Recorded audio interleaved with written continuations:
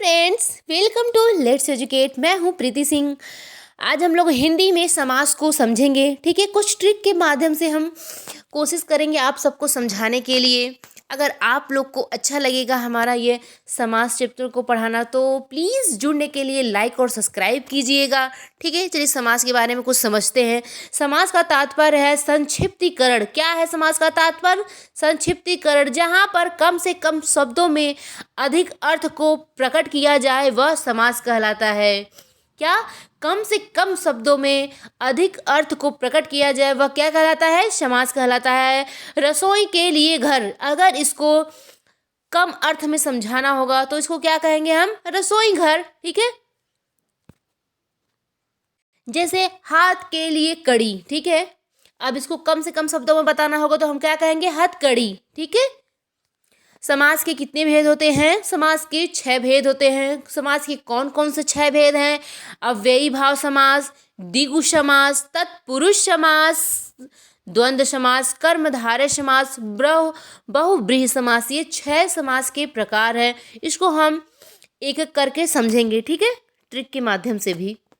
समास ट्रिक, अगर ट्रिक से इसके नाम को याद रखना है तो द्वंद्वी अब तक, ये इतने पॉइंट को सीख लेंगे हम या समझ लेंगे तो हम 6 प्रकार के समास को याद कर लेंगे। ठीक है, द्वंद्वी अब तक, द्वंद्व से हो गया, द्वंद्व से हो गया द्वंद्व समास। ठीक है, दी से हो गया द्विगु समास, अ से हो गया अव्ययी भाव समास, ब से हो गया बहुव्रीहि समास, त से हो गया तत्पुरुष समास। द्वंद्वी अब तक, ये 3 अक्षर को हम लोग याद करेंगे, 3 शब्दों को। ठीक है, तो इसको द्व से द्वंद्व समास, दी से द्विगु समास, अ से अव्ययी भाव समास, ब से बहुव्रीहि समास, त से तत्पुरुष समास। ठीक है, ये 6 अपने ऐसे दिमाग में बैठ जाएगा। बस इतने पॉइंट को हम लोग अगर समझ लें कि द्वंद्वी अब तक, इसके माध्यम से हम 6 समास को बता सकते हैं। ठीक है, बड़े शब्दों को कम से कम शब्दों में परिवर्तित किया जाए वह समास है। ठीक है, बस इतना पॉइंट अगर ये भी ध्यान दिए रहेंगे तो भी हम लोग समास को समझ लेंगे कि बड़े शब्दों को कम से कम शब्दों में अगर परिवर्तित किया जाए तो वह समास है। ठीक है, जैसे यहाँ देखे थे ना, रसोई के लिए घर, अगर कम शब्दों में बताना होगा हमको तो रसोई घर।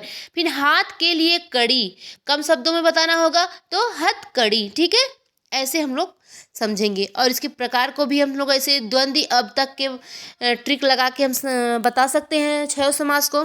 ठीक, चलिए आगे समझते हैं अव्ययी भाव समास।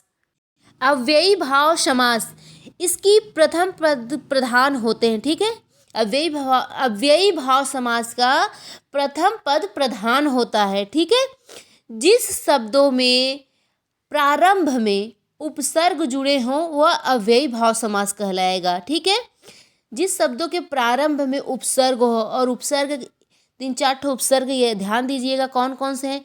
यथा, प्रति, निर, आ, अन, भार।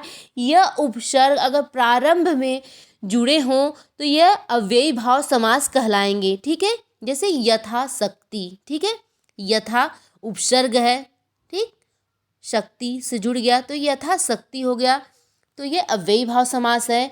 आ जन्म, ठीक है, आ जन्म, आ उपसर्ग है तो ये अव्ययी भाव जन्म सा आ जन्म के साथ जुड़कर अव्ययी भाव समास बन गया। ठीक है, प्रतिदिन, आपके प्रति भी क्या है? उपसर्ग है। भर पेट, भर क्या है? उपसर्ग है।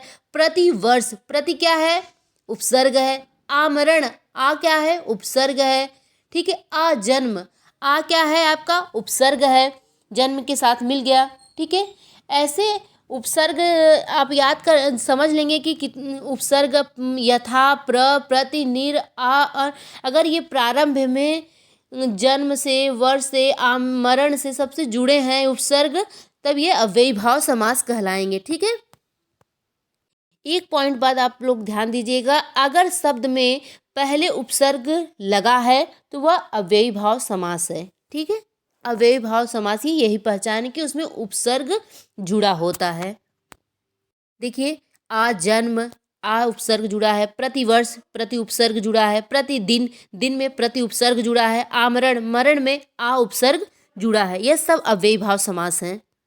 अगर किसी शब्द की पुनरावृत्ति हो तो वह अव्ययी भाव समास कहलाता है। ठीक है, अगर शब्दों की पुनरावृत्ति होती है तो वह अव्ययी भाव समास कहलाता है। जैसे धड़ाधड़, यह अव्ययी भाव समास है। घर घर, यह अव्ययी भाव समास है। रातों रात, इस चिन्ह का प्रयोग द्वंद्व समास में होता है, पर द्वंद्व समास में पुनरावृत्ति शब्दों का नहीं होता है, उसमें विलोम शब्द हो जाते हैं। ठीक है, और अव्ययी भाव समास में शब्दों की पुनरावृत्ति होती है। ठीक है, वह अव्ययी समास कहलाता है। जैसे रातों रात, धीरे धीरे, भागम भाग। ठीक है, ये सब अव्ययी भाव समास में आएंगे। ठीक है, चलिए द्वंद्व समास के बारे में समझ लेते हैं। इस समास में दोनों पद क्या होते हैं? प्रधान होते हैं। ठीक है, क्या होते हैं इसमें? दोनों पद प्रधान होते हैं। आपसे अगर क्वेश्चन पूछा गया कि किस समास के दोनों पद प्रधान होते हैं, तो आप उत्तर क्या देंगे? द्वंद्व समास के दोनों पद प्रधान होते हैं। ठीक है, इस समास का विग्रह करने पर बीच में और आएगा। ठीक है, क्या करने पे? विग्रह करने पे बीच में और आएगा। ठीक है, जैसे देखिए राधा कृष्ण, राधा और कृष्ण हम ऐसे भी बता सकते हैं, और इस चिन्ह के माध्यम से भी द्वंद्व समास को पहचान सकते हैं। राधा कृष्ण, राधा का विलोम कृष्ण, कृष्ण का विलोम राधा। ठीक है, नर नारी, नारी का विलोम नर, नर का विलोम नारी। इसमें विलोम शब्दों का प्रयोग बताता है। ठीक है, फिर गुण दोष, दोष का विलोम गुण, गुण का दोष विलोम। ये इसको हम लोग विलोम के माध्यम से भी समझ सकते हैं, और ये चिन्ह के माध्यम से समझ सकते हैं, और के माध्यम से भी समझ सकते हैं। द्वंद्व समास को 3 माध्यम से हम लोग पहचान सकते हैं। ठीक है, किसके दोनों पद प्रधान होते हैं, और इसमें चिन्ह के माध्यम से, और के माध्यम से, और इसमें विलोम शब्द को बताता है। ठीक है, इस सब के माध्यम से हम द्वंद्व समास को आसानी से पहचान सकते हैं। द्विगु समास, द्विगु समास के बारे में समझ लेते हैं। इसको कैसे हम लोग समझेंगे कि आसानी से हम लोग पेपर में इसको सॉल्व कर सकते हैं। द्विगु समास में पूर्व प्रधान क्या होता है? संज्ञावाची होता है। अगर आपसे एग्जाम में पूछ गया किस समास के पूर्व पद संख्यावाची होते हैं, तो हम लोग क्या आंसर देंगे? द्विगु समास के पूर्व पद संख्यावाची होते हैं। ठीक है, जैसे इसमें नवग्रह। ठीक है, किसका बोध कराता है? 9 ग्रह होते हैं, 9 संख्या का बोध हो रहा है इसमें। ठीक है, कि 9 ग्रह हैं। और दोपहर में 2 संख्या का बोध हो रहा है। त्रिवेणी 3 संख्या का बोध हो रहा है। इसमें संख्यावाचक का बोध हो वह द्विगु समास है। ठीक है, पंचतंत्र 5 संख्या का बोध हो रहा है। चौगुनी 4 का। तिरंगा 3 रंगों वाला तिरंगा। ठीक है, इसमें 3 का बोध हो रहा है। ऐसे संख्यावाची का बोध हो तो वह द्विगु समास है। ठीक है, कर्मधारय समास के बारे में समझ लेते हैं। कर्मधारय को हम लोग कैसे कैसे पहचान सकते हैं, कैसे इसको एग्जाम में हम सॉल्व कर सकते हैं। चलिए कर्मधारय समास को समझते हैं। कर्मधारय को धारण करने वाला विशेषण कहते हैं। कर्म को धारण करने वाला किसे कहा जाता है? उसे विशेषण कहा जाता है। शब्द की दूसरे पद की विशेषता बताई जाती है, उसे कर्मधारय समास कहते हैं। जैसे आप कैसे लगाकर देखो, यदि उत्तर मिल जाए तो वह कर्मधारय समास है। ठीक है, कैसे लगाकर हम इसको पहचान सकते हैं कि वह कर्मधारय समास होगा। ठीक है, इसे मृग नयन। ठीक है, इसका दूसरा पद क्या है? नयन। दूसरा पद क्या है? नयन। तो अब हम इसमें कैसे लगाकर इसको समझ सकते हैं कि अब कैसे लगाकर हम इसे समझते हैं। नयन कैसा है? नयन कैसा है? मृग के समान। कैसा है नयन? मृग के समान। ठीक है, तो उत्तर हमारा क्या आया? मृग के समान। तो यह एक कर्मधारय समास हो जाएगा। नीला अंबर, अंबर कैसा है? कैसा लगा के देखते हैं। अंबर कैसा है? नीला। कैसा है? नील अंबर नीला, तो हमारा आंसर क्या निकला? नीला। चंद्रमुख, मुख कैसा है? चंद्रमुख, मुख कैसा है? चंद्र के समान, तो हमारा आंसर क्या निकलेगा? चंद्र के समान, तो निकल गया। तो ये कर्मधारय समास है। अगर हम कैसा लगाकर उत्तर पा लेते हैं तो वह कर्मधारय समास, ये आसानी से समझने का ट्रिक है, ठीक है। नीला कमल, कमल कैसा है? नीला। महात्मा, ठीक है, महात्मा। आत्मा कैसा है? महान। आत्मा कैसा है? महान, ठीक है। लाल मणि, मणि कैसा है? कैसा लगा कर हम लोग समझेंगे इसको? मणि कैसा है? लाल। क्या उत्तर निकला? लाल। नीला कमल, कमल कैसा है? नीला, ठीक है। आंसर आया हमारा नीला। कैसा लगा? महाराजा, राजा कैसा है? महान। राजा कैसा है? महान। अगर हम लोग कैसा लगा कर देखते हैं आंसर निकल जाता है तो वह हमारा कर्मधारय समास है। ये आसानी से समझने का कर्मधारय को ट्रिक है, ठीक है। कर्मधारय इससे एकदम आसान से हम लोग समझ जाएंगे। चलिए अब बहुब्रीहि समास के बारे में समझ लेते हैं। इसको हम लोग कैसे आसानी से समझ सकते हैं एग्जाम में। इस पद में कोई भी पद प्रधान नहीं होता, ठीक है। इस पद में कोई भी पद प्रधान नहीं होता। जब दो पद मिलकर तीसरा पद बनते हैं तब वह तीसरा पद प्रधान होता है, ठीक है। कौन सा पद प्रधान होता है? तीसरा पद प्रधान होता है। अगर आपसे एग्जाम में पूछ लिया गया कौन से पद का तीसरा पद कौन से समास का तीसरा पद प्रधान होता है तो हमारा आंसर क्या आएगा? बहुब्रीहि समास का तीसरा पद प्रधान होता है, ठीक है। जब दो पद मिलकर तीसरा पद बनता है तो वह बहुब्रीहि समास कहलाता है, ठीक है। जैसे देखिए लंबोदर, ठीक है। लंबा है उदर जिसका, अर्थात गणेश। तीसरा शब्द प्रधान कौन क्या निकला हमारा? गणेश, भगवान निकले, गणेश, ठीक है। दशानन, 10 मुख है जिसका, किसका 10 मुख है? रावण निकला। तीसरा पद प्रधान क्या निकला हमारा बहुब्रीहि समास में? रावण। चतुर्भुज, 4 भुजाओं वाले, ठीक है। 4 भुजाओं वाले कौन है? अर्थात विष्णु। तो हमारा प्रधान तीसरा पद प्रधान कौन सा निकला? विष्णु। तो यह क्या है? बहुब्रीहि समास, ठीक है। पीतांबर और नीलकंठ, ये 2 कन्फ्यूजन वाले रहते हैं हमेशा विवादों में कि इसमें हम लोग कर्मधारय समास लगाएं कि बहुब्रीहि समास लगाएं। पर इसमें ये समझिए कि ये बहुब्रीहि समास है। जब बहुब्रीहि समास आपके ऑप्शन में न हो एग्जाम में तब हम कर्मधारय समास की तरफ जाएंगे, नहीं तो यह हमारा बहुब्रीहि समास रहेगा, ठीक है। देखिए नीला है कंठ, कंठ किसका नीला है? भगवान शिव का, ठीक है। तो इसमें तीसरा पद क्या निकला? भगवान शिव निकले, तो ये बहुब्रीहि समास होएगा। पीतांबर, पीला वस्त्र धारण करने वाले अर्थात भगवान विष्णु। फिर हमारा ये तीसरा प्रधान पद निकला विष्णु भगवान, तो ये बहुब्रीहि समास ही रहेगा। अपवादों के कारण ये जब बहुब्रीहि समास ऑप्शन में ना हो तब हम कर्मधारय की तरफ जाएंगे। ओके फ्रेंड्स, चलिए फ्रेंड्स तत्पुरुष समास को समझते हैं, ठीक है। हमारा अगला पॉइंट क्या है? तत्पुरुष समास। इस समास में दूसरा पद क्या होता है? प्रधान होता है।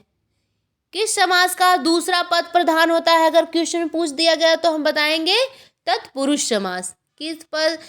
किस समास का दूसरा पद प्रधान होता है? तत्पुरुष समास का, ठीक है। इस में पदों के बीच में कारक चिन्हों का लोप होता है, ठीक है। कारक चिन्हों का लोप होता है तत्पुरुष समास में। और समास को अलग करने के बीच में, समास को अलग करने पर बीच में जब अलग करेंगे तो उसके बीच में का, की, को, के लिए, में, पर से निकले तत्पुरुष समास कहलाएगा, ठीक है। सभी कारक चिन्हों का प्रयोग तत्पुरुष समास में होता है, ठीक है। इस कारक चिन्हों का जब हम इनको अलग करेंगे तब इस कारक चिन्हों को हम लोग जान पाएंगे और इसी से हम लोग समझते हैं कि यह तत्पुरुष समास है, ठीक है। फ्रेंड्स नोट करिएगा कि कर्ता और संबोधन, ठीक है। कर्ता और संबोधन कारक को छोड़कर बाकी सब तत्पुरुष समास में आते हैं, बाकी सभी कारक तत्पुरुष समास में आते हैं। ठीक है, कर्ता ने, कर्म को, कर्ता नहीं आएगा। ठीक है, कर्ता और संबोधन नहीं आएगा इसमें। का, की, को, के, लिए, में, पर, से निकले सभी तत्पुरुष समास में आ जाएंगे। ठीक है, और ट्रिक के माध्यम से समझते हैं कि इसका दूसरा पद छोटा, और इसका दूसरा पद क्या होता है, छोटा होता है और प्रधान होता है। ठीक है, इसका दूसरा पद छोटा और प्रधान होता है। उदाहरण के समझते हैं, राजकुमार। ठीक है, राजकुमार, राजा का कुमार, इसमें कौन सा कारक आया बीच में, का। ठीक है, क्या आया, का आया। राजा का कुमार। राजपुत्र, राजपुत्र, इसमें कौन सा कारक लगा, फिर इसमें का आया, राजा का पुत्र। ठीक है, राजा का पुत्र। यश प्राप्त, क्या है, यश प्राप्त, यश को प्राप्त, कर्म को। ठीक है, इसमें क्या आया, को कारक आया है, यश को। ठीक है, तो ये क्या हो गया, तत्पुरुष समास है। ठीक है, करुणा पूर्ण, करुणा में पूर्ण में आया, तो ये भी तत्पुरुष समास है। ठीक है, करुणा में पूर्ण। यश, यज्ञशाला। ठीक है, यज्ञशाला, यज्ञ के लिए शाला, इसमें कौन सा कारक आया, के लिए, तो यह भी तत्पुरुष समास हो जाएगा। ठीक है, ये सभी हमारे तत्पुरुष समास। इस कारक से हम लोग पहचानेंगे, तोड़ेंगे जब, तब इसमें हम कारक को जानेंगे, ये तत्पुरुष समास है।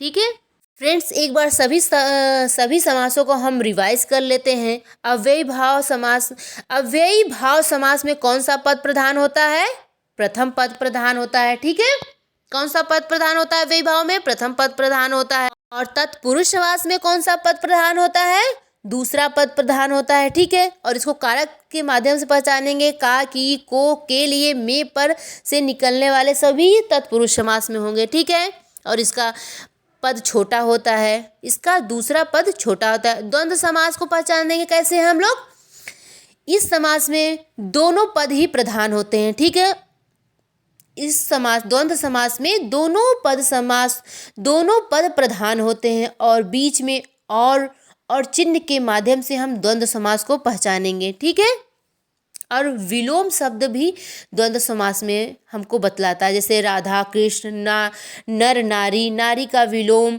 नर। ठीक है, ऐसे हम विलोम शब्दों को पहचान के भी द्वंद्व समास को लगा सकते हैं एग्जाम में। ठीक है, द्विगु समास के बारे में समझते हैं। द्विगु समास का पूर्व पद संख्यावाची होता है, और हमें बतलाता है कि इस पद में संख्या का बोध होता है। ठीक है, जैसे नवग्रह, इसमें 9 निकला, दोपहर, इसमें 2 संख्या का बोध हुआ। ठीक है, ऐसे हम द्विगु समास को पहचानेंगे। कर्मधारय समास को कैसे पहचानेंगे, इसमें हम कैसे लगाकर हम कर्मधारय समास को पहचानेंगे। ठीक है, और इसे विशेषण के माध्यम से भी पहचानेंगे। नीला अंबर, अंबर कैसा है, नीला, कैसा लगाकर हम पहचानेंगे, और इसका उत्तर निकलेगा नीला। तो ये कौन सा समास है, कर्मधारय समास है। चंद्रमुख, मुख कैसा है, चंद्र के समान, तो ये कर्मधारय समास है। ठीक है, बहुव्रीहि समास को कैसे हम पहचानेंगे, बहुव्रीहि समास में कोई पद प्रधान नहीं होता। बहुव्रीहि समास में कोई पद प्रधान नहीं होता है। जब 2 पद मिलकर तीसरा पद बनता है, तब वो तीसरा पद प्रधान होता है। ठीक है, जैसे लंबोदर, लंबा है उदर जिसका, अर्थात गणेश जी, तीसरा पद प्रधान कौन सा है, गणेश भगवान। ठीक है, दशानन, 10 है मुख जिसके, अर्थात रावण।